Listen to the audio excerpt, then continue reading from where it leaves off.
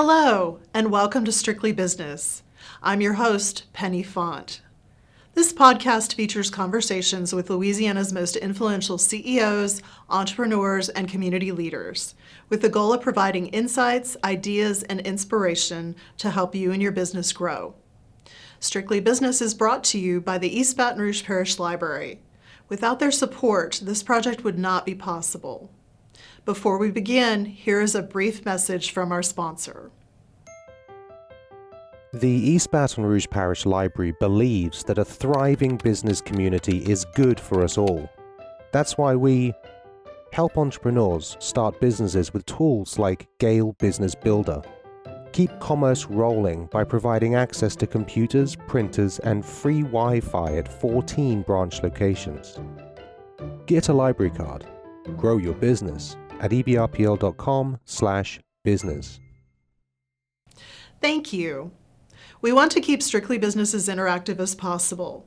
So for those joining us live, here's an icebreaker question for you. Submit your vote in the comments, and the results will be posted at the end of the podcast.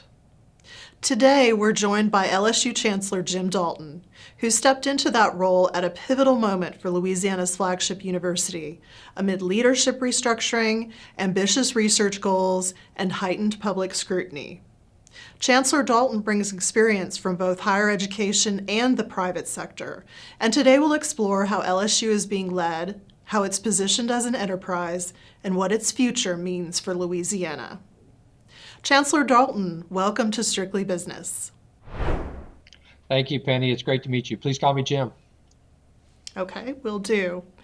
So let's start with leadership, specifically how your background shapes the way you lead LSU. You've led inside academia and industry. What leadership habit from the private sector has translated best and worst in a university setting? And how do you personally decide when to push consensus versus make a call and move?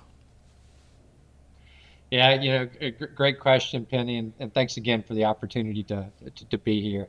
When I think about this question, I think urgency is the first that comes to mind. It's a necessary trait in business and in academia, but sometimes can be some of the worst things that you do when you're pushing really hard to move things forward. For me, urgency means focusing on the most important question and making sure that you're not only setting the right goals and answering the right question, but setting timelines, achievable timelines to get there, to get to that goal. And in the higher ed and academic world, that sometimes conflicts with faculty governance and gaining a consensus around an opinion. So urgency is a great trait. I certainly picked that up in the corporate world while there for about 10 years, and I think it helps me in my everyday life as a chancellor. I apply it to just about everything I do, either subconsciously or consciously. But it's also something we've got to be careful with as we make bold moves to get something done. We've got to be careful that we're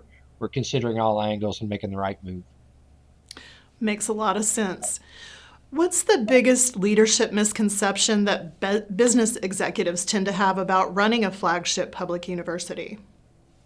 I think you'd have to ask 100 of them to get the right survey response. I can think of a couple off the top of my head. I think viewing students as customers is something that sometimes can be perceived as taking something that, whether you're building widgets, that's not the same as developing students and mentoring students. I've spent a lot of time, even in my interview for this great university, talking about mentorship and about mentorship. And that's not just, you can't view students as customers, you got to view them as partners in the learning process. And the same thing goes for faculty and staff. So I think that's one thing.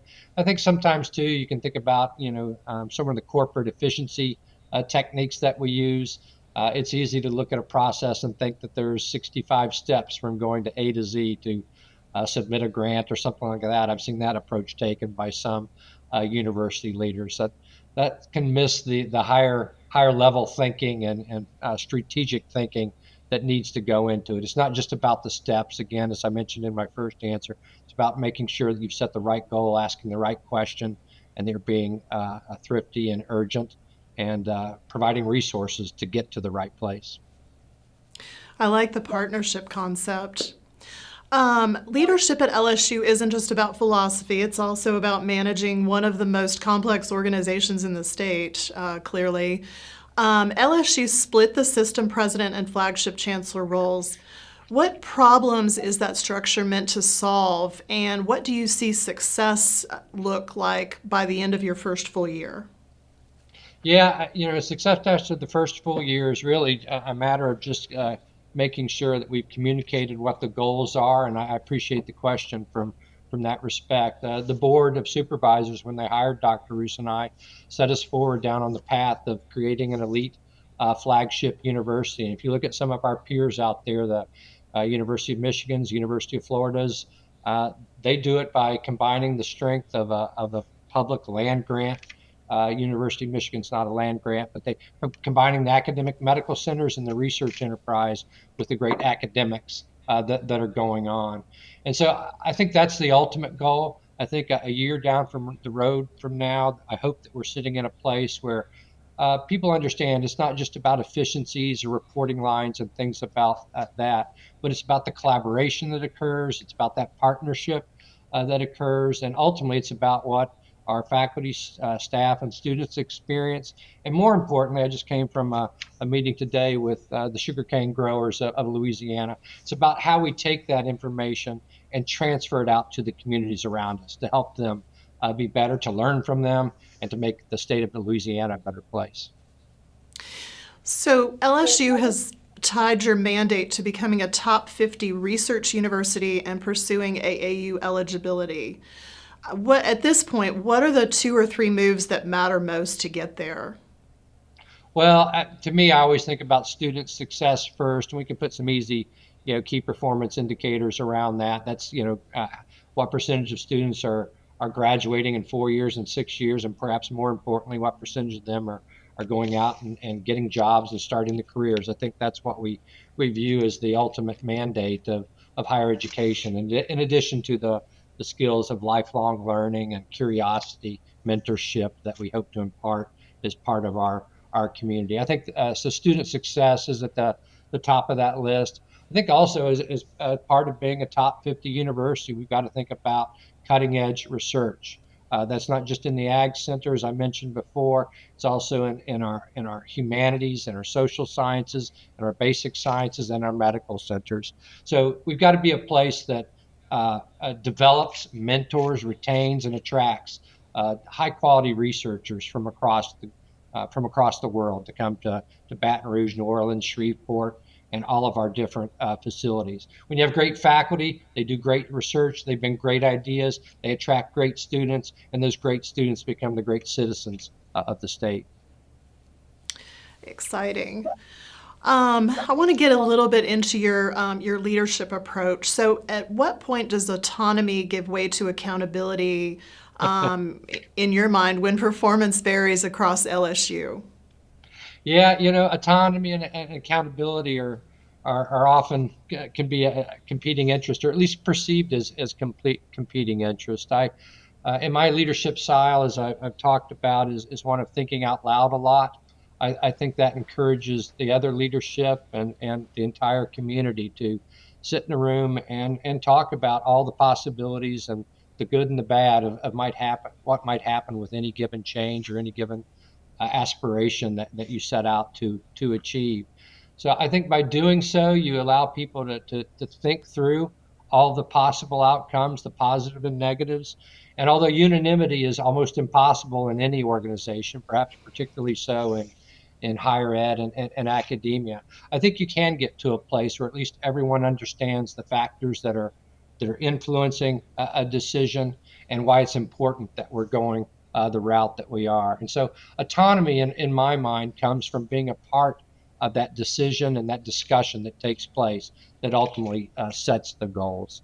And that we're going to do that in a very active way. I'm already working closely with senior vice chancellors in Shreveport and New Orleans, at Pennington Biomedical, here at the Ag Center, and across the Baton Rouge campus and beyond. Having a voice at the table, being at the table, making shared decisions and setting shared visions and goals, to me, is part of that autonomy. But it also comes with responsibility. When we set forth a goal, we've got to be on the same page. and make sure that we're all working actively to achieve the same things. Because when one of us succeeds, all of us succeed in that way. Absolutely. So, what KPIs matter most to you that never show up in rankings or headlines? And kind of along those lines, what would surprise a Fortune 500 CEO about LSU's operational complexity? Well, the key KPIs, it's tough to not think about the ones that influence rankings. It's easy to think about, research dollars and things like that. As I mentioned, I think about research, I think about student success, and I really would love to be one of those universities where, 90% of our students are graduating 5 to 6 years after the time that they've come in.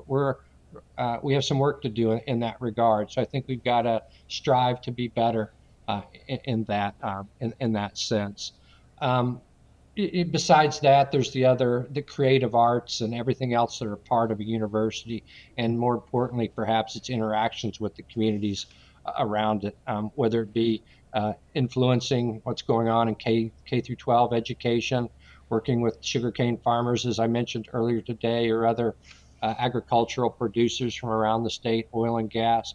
We've got to be partners that learn from those communities and contribute back to those communities. It's tough to put a number, a grant dollars, or a number of papers or other metric on that, but it shows up in interactions. It shows up in the success of the communities around us, and it shows up in a myriad of other ways, which ultimately become the culture of the university. Are we going to be a place where everybody feels comfortable to live, to share information, and to set goals with us that we can achieve together? So those are hard to put a quantifiable thing on. They're qualitative metrics in some sense. And I think for a Fortune 500 exec to look in, I think the complexity of a university is just amazing.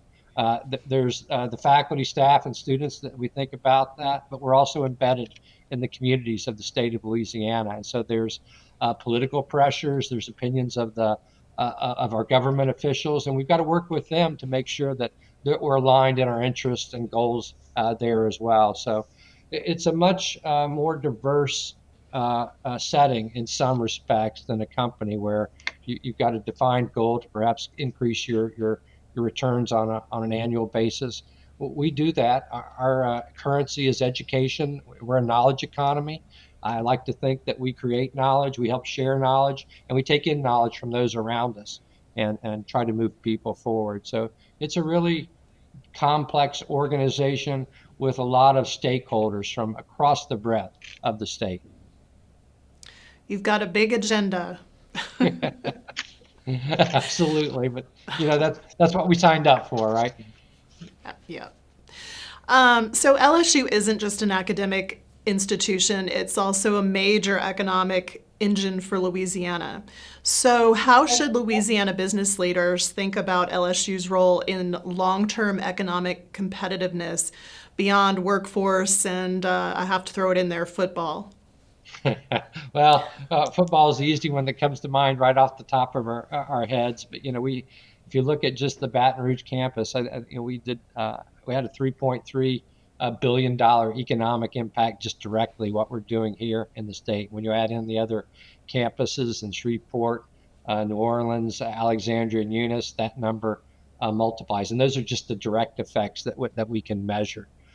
It goes far, far beyond that. We're one of the largest employers in the state, and I like to think that we are creating the successful citizens of the future, at least a sizable fraction of those. So our interactions with the communities, our interactions with corporations, with businesses, with farmers, with everything from top to bottom, whether it be teachers, educators, health professionals, we're a part of that. We've got to continue to be a part of that. And that ultimately is the economic output. Much like the conversation we had around KPIs, it's easy to put dollars on economic impact, 3, 4, 5, 6, $8 billion, which LSU can really contribute. But beyond that, it's really about the interactions, the trust that we build, and bringing a sense of family to LSU, where we're all arm in arm doing this together. not only with our faculty, staff, and students, but with our alumni, with the state. That's awesome. So are there any specific industries that LSU needs to lean into more aggressively if the state wants to win the next decade or beyond and not just the last one? Well, I just came back from some meetings in DC, and it's clear that energy is core to who we are as a state and as a university. I've heard that about 50%, for example, of oil and natural gas traverse through the state of Louisiana at some point, and that's just a microcosm of all the other great things that are going on. I can look across the state and Louisiana, like other states, we've got a great need for nurses. We've got a great need for teachers. We've got a great need for construction managers and engineers, dentists, veterinarians, doctors, you name it. We supply it, and we need to do more of it. And that ultimately becomes the workforce, the people, the citizenry, and that economic output that we talked about in the prior response. But it's about people, it's about family. Yes, indeed it is. How do you evaluate whether LSU is helping retain talent in Louisiana versus educating people who leave? This has kind of been an ongoing conversation.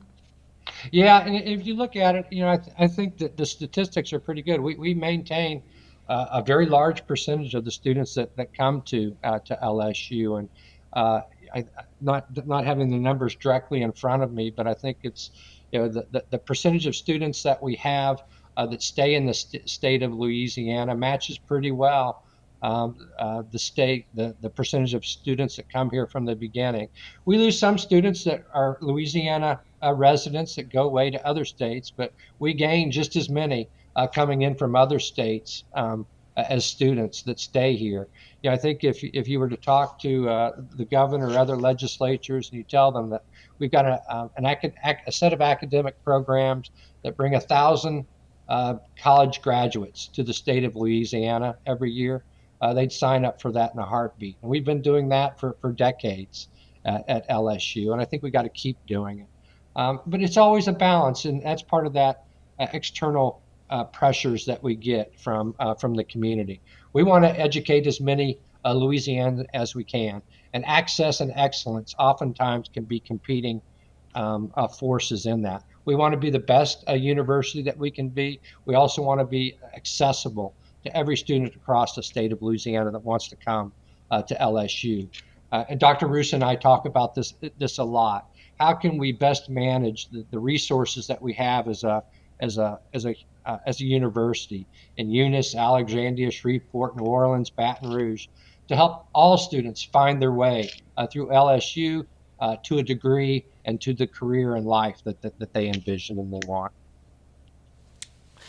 So let's shift a little bit, and let's talk about how LSU actually moves ideas from concept to reality. Mm-hmm. You touched on this a little bit earlier.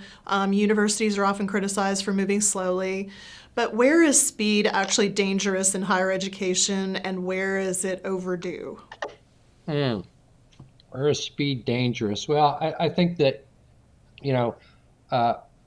speed can be dangerous in a lot of different respects, especially when you've got a large institution like this with that multi-billion-dollar economic impact that we've talked about.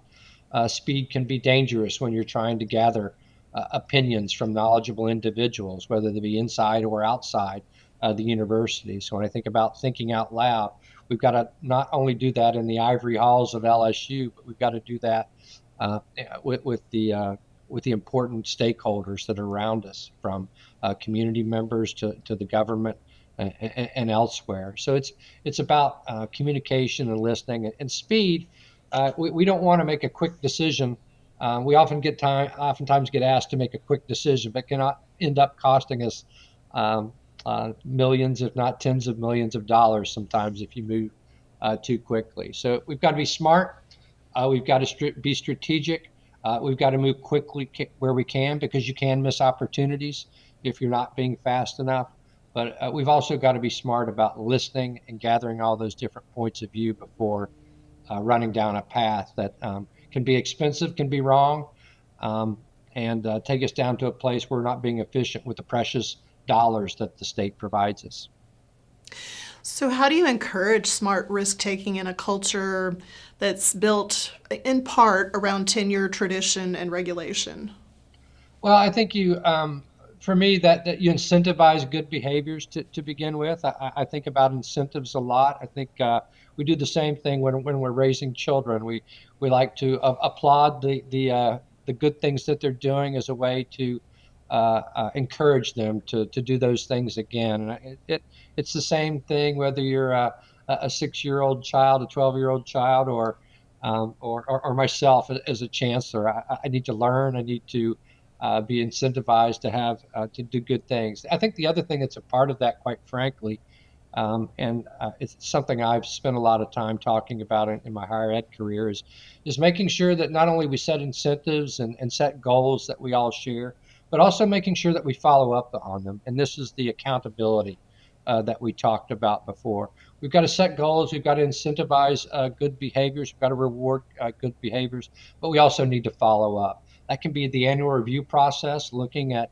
how someone performed over the year, having a realistic conversation with them about what went right, what might go better the next year, or perhaps, unfortunately, sometimes what went wrong, and how we can be better at it. So to me, it's incentivizing good behavior, it's assessing the outcomes, and then iteratively making good decisions that move individuals to a better place, ultimately departments, colleges, and the university to where we want to be from a strategic perspective. I don't know how much time you've been able to speak with business people in the community, but what might be some of the fastest growing employer needs you're hearing in the capital region and all throughout Louisiana, and how quickly can LSU adapt curriculum or credentials to meet them? Yeah, that's a great question. I certainly hearing a lot about artificial intelligence and data analytics right now. I think that's a growing need. It's also an evolving need that we've got to figure out, because that factors back into what we're doing in computer science and other fields. There's always been a need in this state and others for nurses, engineers, construction managers, like I talked about before. So, and this gets back to the idea of moving quickly versus moving strategically. We've got to make sure that we're investing in the right areas. I use artificial intelligence every day in my life right now, both personally and professionally. And unfortunately, you can see that it also causes some concerns in the academic setting, where we can bump up against a guardrail where maybe you were not supposed to use AI for a class assignment or things like that. So we're working through those as from an academic perspective. But your question is really about what are the jobs and where's the future and where do we need to build programs. So AI, data analytics, nursing, construction management, those are all great things for us. We need more K through 12 teachers right now as well. And it goes without saying that there's not too many of those jobs out there that aren't at least on the top of everyone's mind. And we've got to do a good job of building those programs, building quality programs at LSU so that we can get the best students into those programs, get them out of here with a degree in 4 years so they can go fulfill those needs in the community. Taking that a little further, how will LSU moving forward compete for top faculty and researchers in a market where, quite frankly, other universities and industry can often pay more? Yeah, I've seen a variety of things work at different universities. I mean, you can certainly think about how philanthropy and endowments affect the university. I've seen a prior institution that had a major endowment that helped us bring world-class faculty to that university. And when you've got an endowment that allows you to go out and recruit the best engineer, the best scientist, the best teacher, and then provide them a little bit of extra a salary that pays them in a competitive way, and then provide them some what we call some discretionary funding to think big, to take big risk, and to do those big risky ideas that have big rewards. So I think we need more funds like that. Not only do we need philanthropy and endowments to do that, we have to get better at using the dollars that we have from the state to make those investments as well. I like to think about cluster hires in important areas. How do we go out and and find 3 to 4 people in a given field that are really important to the state of Louisiana, that are really important to LSU, and convince them that coming here together with the resources that we have is a great thing to do. That takes time. It takes money, like it does at every other university. But perhaps most importantly, it takes some strategic vision. I'm 2 months into the job right now. Dr. Roos and I are, and we're learning a lot. I'm trying to drink from as many fire hoses as I can to learn where those opportunities are and where we might make some of those seed investments. I hope to be sitting here a year from now and have made several of those, but I've got to keep coming up those learning curves. Sounds very exciting. Innovation and ambition also come with scrutiny, especially for a public institution like LSU, as I'm sure you're aware of. LSU operates under constant public and political scrutiny, even outside of football. I'll mention it again. How do you lead decisively without becoming reactive? Yeah, it's a difficult thing. It's hard not to react to things that are happening in the world around us. I think it comes from being thoughtful, from taking time to make decisions. I think back to the old story about Abraham Lincoln, who he was had a challenging personality to deal with. Would write an angry letter, put it in the desk drawer, but never send it. That was a way to sit back and think, logistically, strategically about what the real problems were and how to solve them. Our world, politically, environmentally, culturally, there's 1,000 different things that a chancellor could comment on at any one time. My job is to lead this university in academics, research, patient care, and community service. I try not to get involved in the politics around it. You'll seldom hear me share my opinion or talk about it. My job is to make sure that students, when they come here, are successful, and faculty come here, that they can be successful, and that when the staff that work here are successful. If we can do that, then the state of Louisiana becomes successful from what we're doing. It's not my job to tell the world what's the right and wrong thing to do. It's my job to listen to that all, keep it at arm's length, but keep doing what's important to LSU: research, teaching, service, patient care. Great strategy. As we come to a close, let's zoom out and talk about what success ultimately looks like. So if a corporate CEO asked you, what's the biggest risk to LSU's momentum, what would you say? And I know, you're new to the role, but what's something that might be a mitigation plan that you have in mind? Yeah, I mean, boy, I think, ultimately we're judged on what we do. Student success rates are at the top of that. I'd like to see us in the top 50 in research funding and NSF Herd rankings. I'd like to see 75% of our students graduating in 4 to 6 years once they come in to the university. I'd say outside looking in, we'd have successful partnerships with the oil and gas industry in Louisiana, with the agricultural industries, with healthcare around the state, with business. So it's about some of the key performance indicators we talked about, graduating, percent students graduating in certain time. It's about research dollars, papers, creative works that come out from the university. But at the end of the day, again, it comes down to partnerships and people. That's what we should be measured in, whether we're being viewed through the eyes of a Fortune 500 company CEO or a citizen in rural Louisiana. I hope they can all look at us and see that we're doing something important that's valuable to them. Chancellor Dalton, thank you so much for joining us on Strictly Business. We really appreciate your time. Thank you, Penny. It's been a great opportunity, and I look forward to connecting with you in the future. Go Tigers. And thanks also to you, our viewers, for tuning in, as well as our sponsor, the East Baton Rouge Parish Library, for making this experience possible.